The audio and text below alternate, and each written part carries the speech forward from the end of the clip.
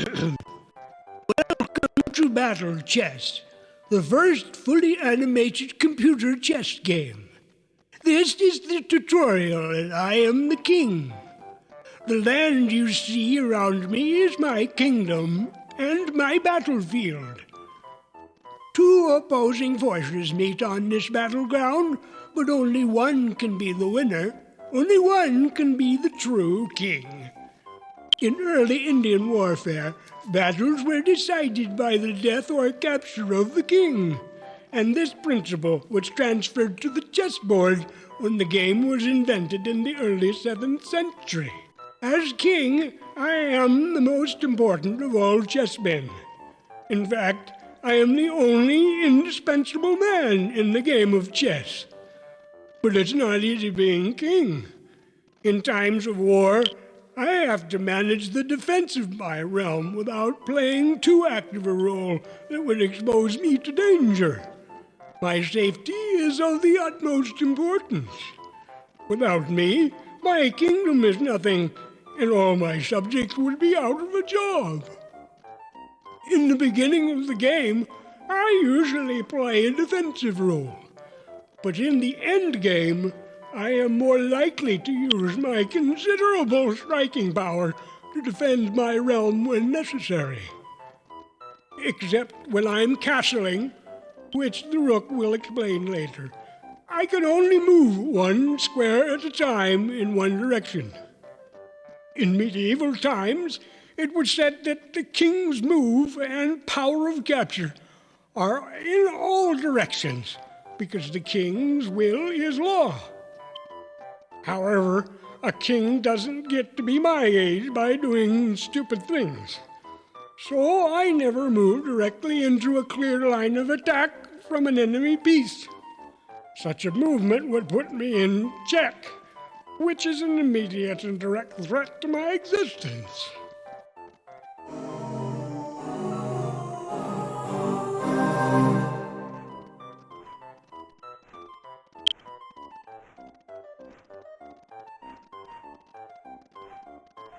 Now, whenever an enemy piece is rude enough to put me in check, I must immediately take care of the situation. I can move out of check in one of three ways. By putting one of my loyal defenders in position to block the attack,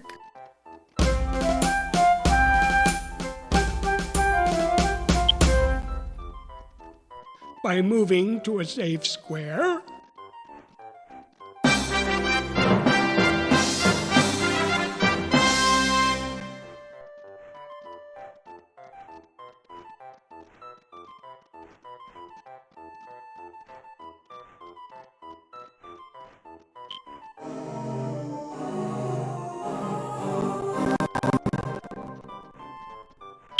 or by capturing the enemy piece that threatens me.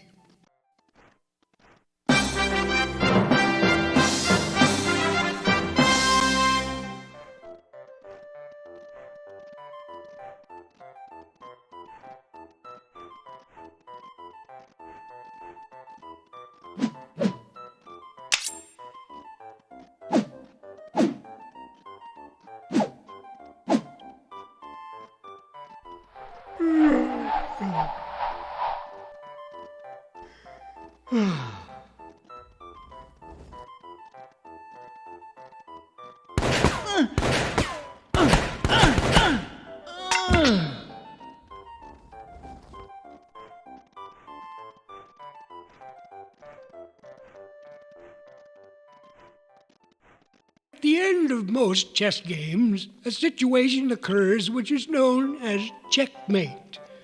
Checkmate is an attack upon a king from which there is no possible escape. While a check is merely a threat to a king, a checkmate is the pronouncement of his certain doom. For example, this is a checkmate situation. This is the sort of situation that really makes me nervous. I'm lucky this isn't a real game. Sometimes the two opposing chess kingdoms can become so exhausted from their tactical and strategic maneuvers that neither one can annihilate the other. In that case, nobody wins and nobody loses. So the game ends in a draw. This is frustrating for everyone, but it doesn't happen often. It may interest you to know that two kings can stand on a chessboard in 3,612 legal positions. However, even though I am powerful, it's not safe for a king to stand around by himself. One final note about the movement of a king, which hasn't changed much in 12 centuries, is that he can capture a queen, but he can never get close enough to threaten her. However, the queen can constantly threaten and harass the king. Nag, nag, nag all the time. She never lets me get any peace. Now, if you'll excuse me, I have to go pass a few laws and tax a few peasants.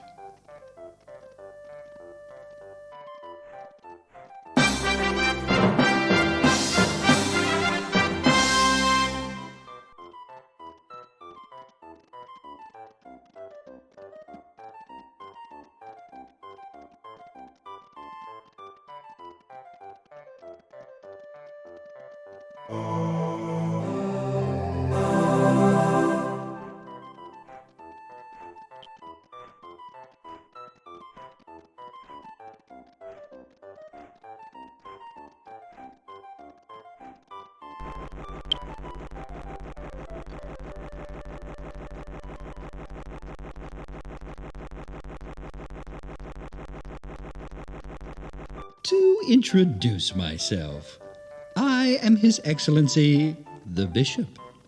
I'm a powerful figure in modern-day chess, but I was not always a bishop. At various times in chess history, I have been known as the sage, the old man, the fool, the count, the spy, and the thief. When the game started in India, my ancestor was an elephant. Bishops were unknown in those days, but elephant squadrons were essential elements in the army of old India. In medieval chess, the elephant chess piece became a court jester. A bit later, in the days of Catholic Europe, the ecclesiastical bishop became an important advisor to the royal family. So, he appeared on the chessboard. I am the king's bishop, because I stand beside him and advise him at the beginning of each chess game. But the queen also has a bishop, who stands beside her in the beginning. The two bishops work together throughout the game, and we each have our own territory. One bishop stays on the light-colored squares of the chessboard, while the other stays on the dark-colored squares. In this way, the action of one bishop never duplicates, obstructs, or interferes with the movements of the other bishop.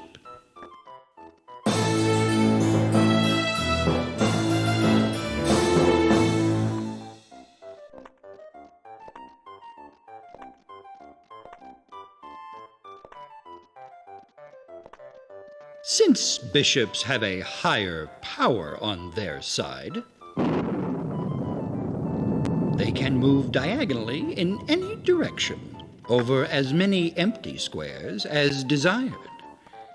If an enemy is in my path, I may capture the enemy and take the enemy's place on the board. It works like this.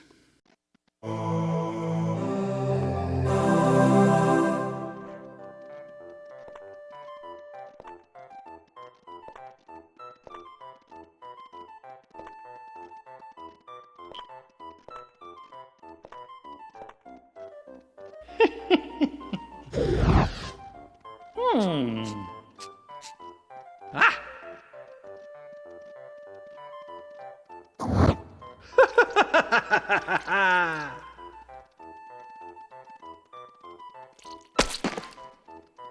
Ah. Oh. Oh.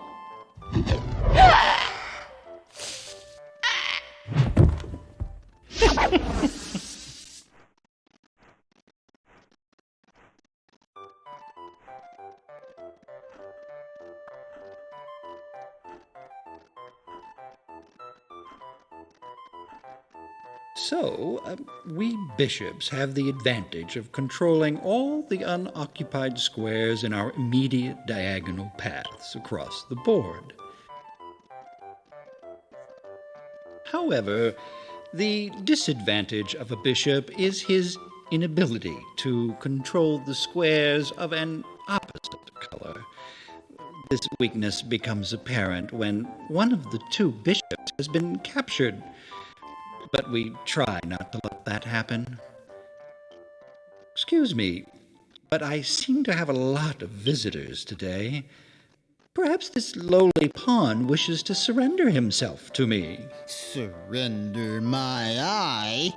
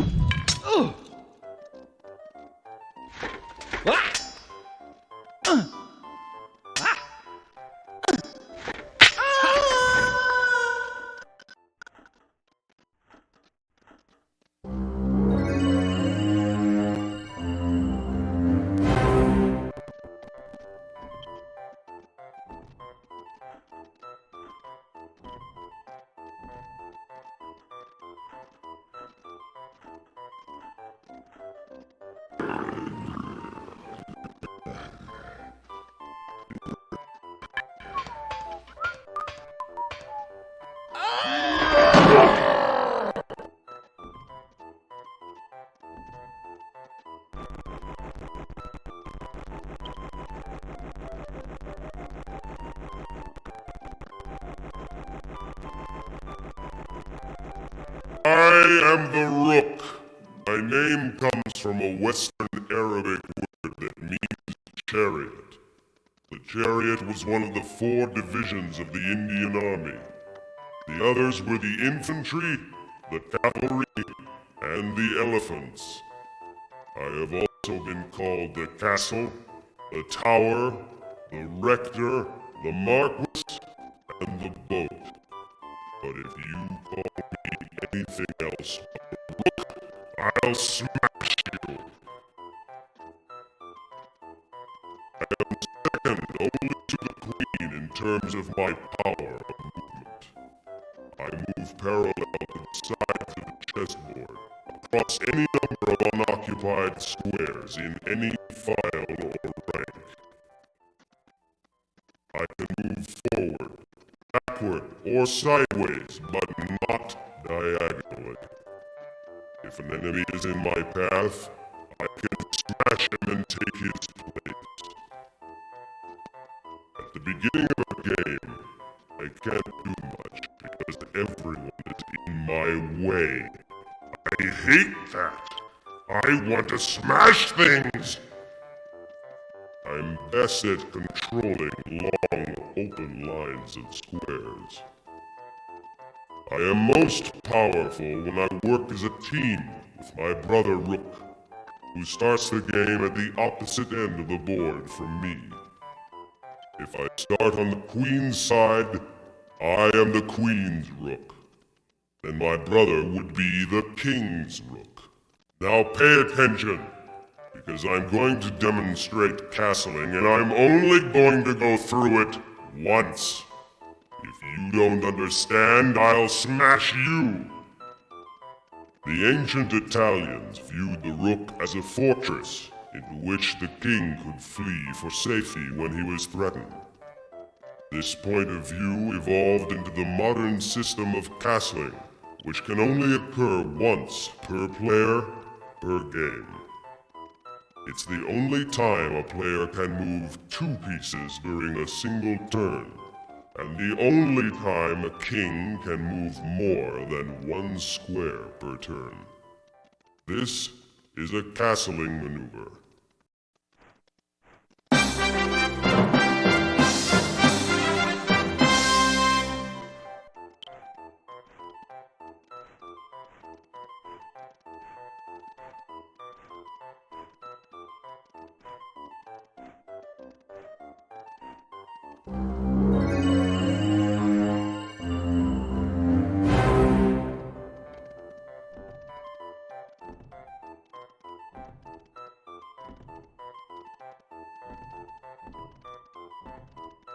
This move usually provides more safety for His Majesty and puts me in a better position to bust some heads. Castling can only occur if the king and the castling rook have not previously been moved during the game, and if the king is not in check. Obviously, the squares between the king and the rook must be unoccupied.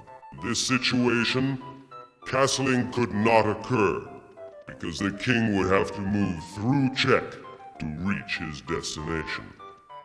But His Majesty can still castle in the other direction.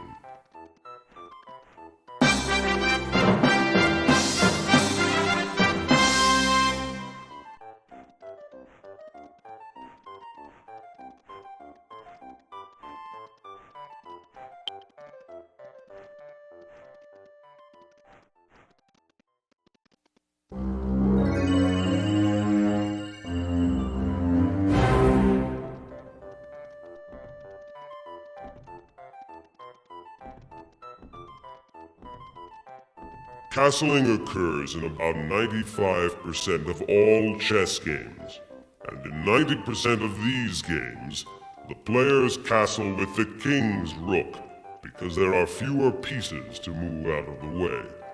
And that's all there is to it. It should now be obvious to you that a rook laughs at danger. I scare the pants off most other chess pieces. Entire armies break like crashing waves against me, leaving me unharmed. I fear nothing. Well, almost nothing.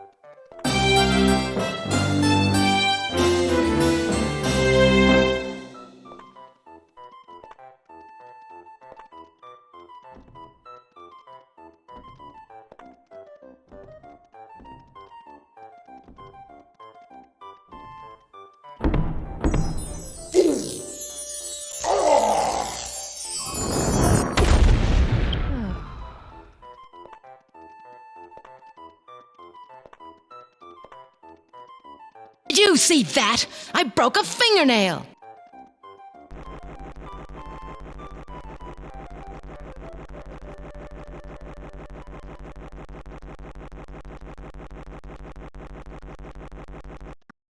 Sorry. King kept me awake with his snoring all last night, so I'm kind of in a bad mood. Anyway, I'm the queen.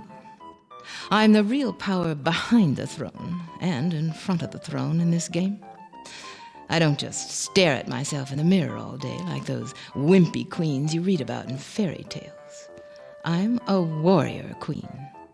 I go out and do all the real work while the king sits around the castle passing laws and taxing peasants. I can fight any other piece in this game and beat the stuffing out of him, despite what that egomaniac rook may have told you. In the early versions of chess, there was no queen on the chessboard. Obviously, this was a major mistake. Once I was introduced to the game, I gradually took on more power until about 1490, when I developed the ability to move in all directions as the most powerful piece on the board. I can move in a straight line, any direction, over as many unoccupied squares as I desire. If anyone dares to get in my way, I blast them out of their shoes and take their place on the board. So, I essentially have the combined movement power of a rook and a bishop. I'm the most effective when I have plenty of room to work in, since I can control so much territory at once.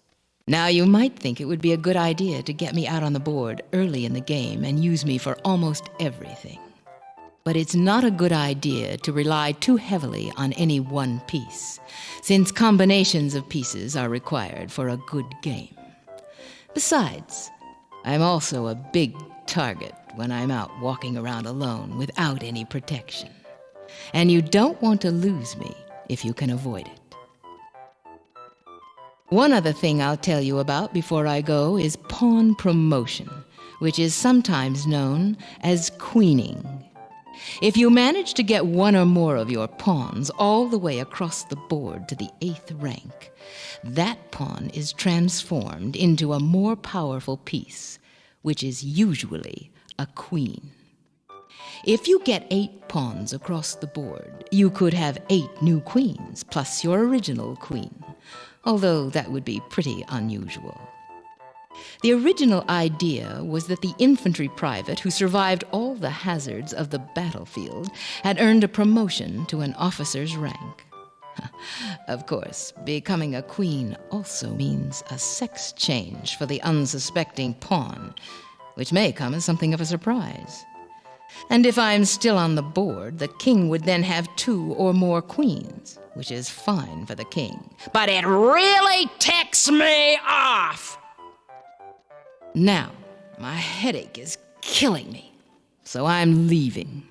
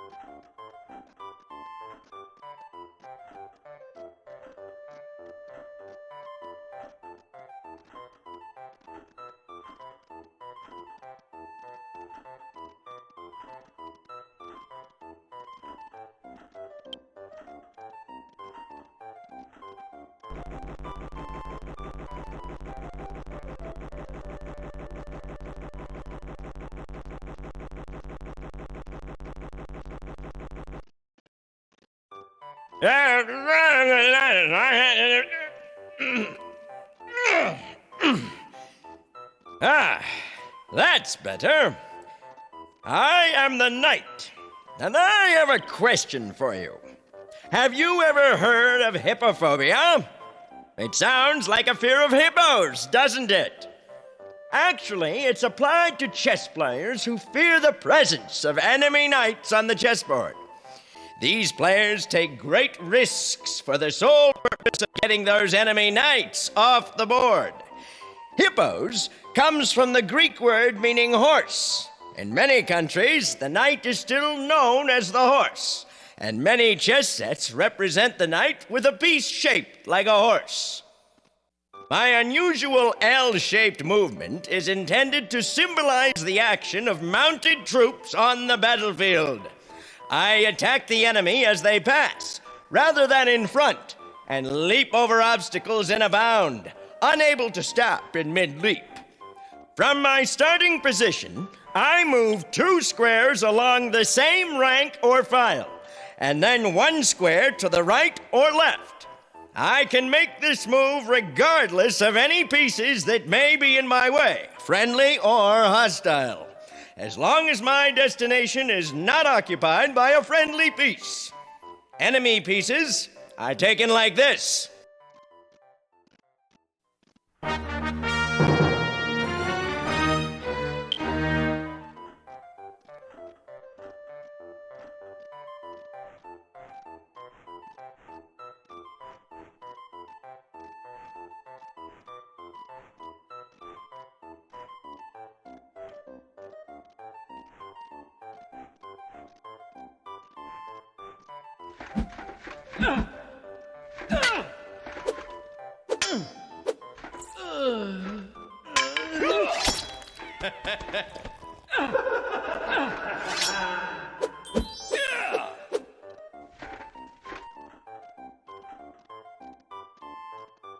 A unique advantage I have is my ability to attack any other piece without placing myself in immediate danger from that piece.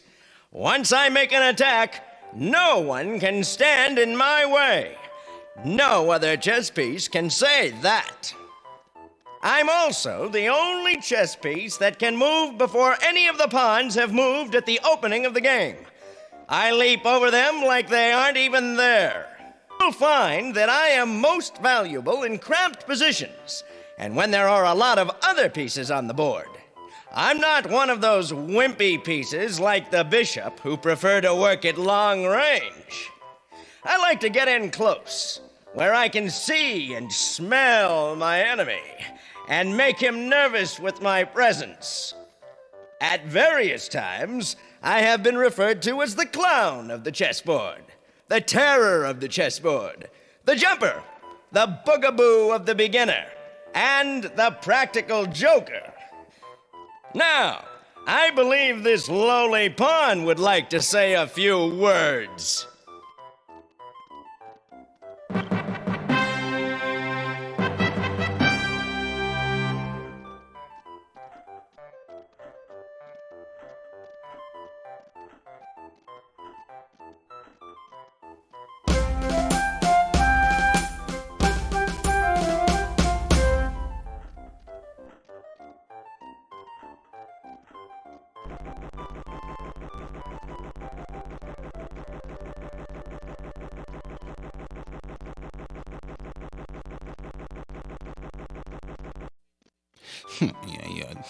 Lowly pawn. The way I see it, we're all pawns in the game of life. Someone is always pushing us around. Always telling us what to do and deciding our fates. And we can't fight it. I don't care who you are. A king, a queen, a bishop, or a pawn. We all come to the same fate in the end. We're all doomed. It's just that a pawn reaches that fate faster than the other pieces on the board. Pawns are just cannon fodder. It's so depressing.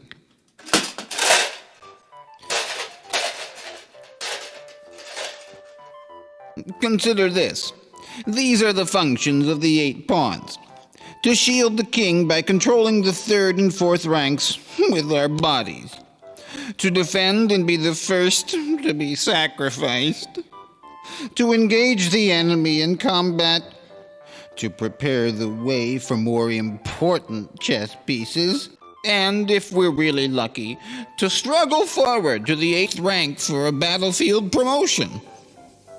As you can see, these pawn functions aren't exactly conducive to a long life. Have you noticed you never see a gray-haired old pawn? Now you know why. The word pawn is derived from peon, which means laborer. In 15th century England, the 8 pawns were carved to represent different trades. The rooks' pawns represented farm workers. The knights' pawns represented stone, iron, or woodworkers, or keepers of the king's highway. The bishop's pawns were notaries and innkeepers. The king's pawns were merchant bankers. The queen's pawns were physicians. Those were the days when we had better lives. Then, in the 18th century, all pawns were made to look identical, and we lost our individuality. Now it's more like being in the army. Let's talk about my movement. Either because we're brave, or because we're stupid, pawns can only move forward into unoccupied squares, one square at a time. We never retreat, so a bad pawn move can't be corrected. However, the first time a pawn is moved, he has the option of moving forward 2 squares.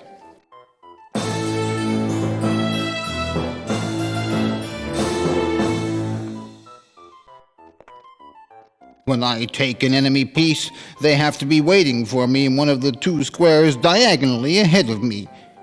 I can't take a piece that's directly in my forward path. This is supposed to resemble a soldier slaying his enemy with a sideward thrust of his sword. Baby, let's see if you can take me. What about your husband, the king? He's not here. Forget about him. I want you. This is some kind of trick, isn't it? You're my sworn enemy, Your Majesty. You'll never know unless you take a chance and come on over here. It's your move.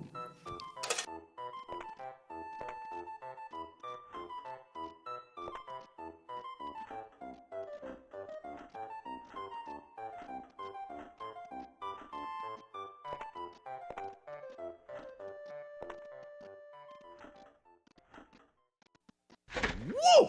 I'll show you a royal good time.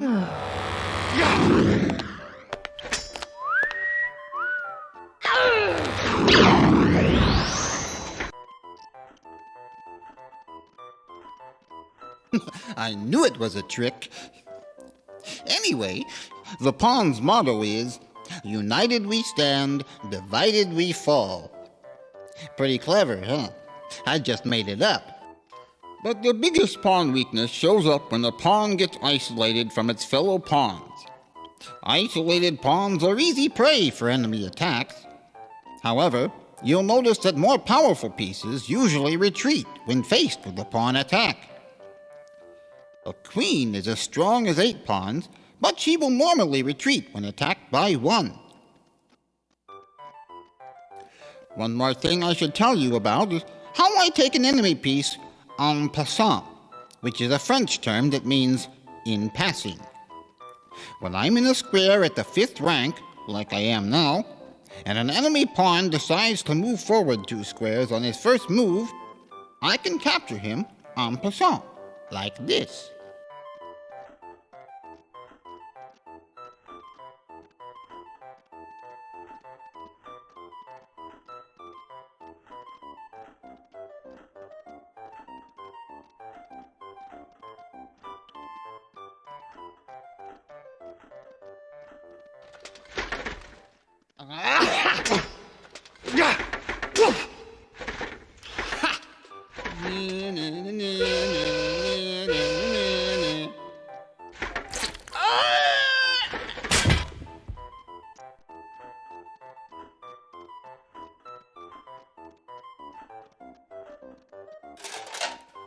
Well, there are times when you won't want to make an en passant capture, so this is an optional maneuver. In any case, it's too dangerous for me to keep standing around out here by myself, so I'll just be moving along, if you don't mind.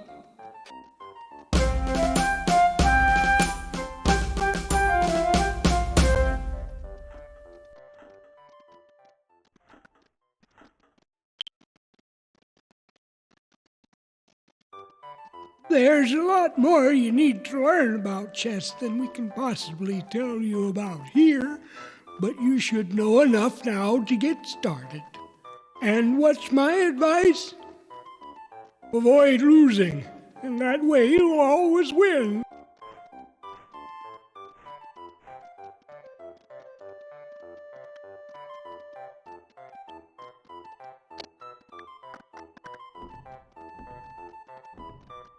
Play chess now, or I'll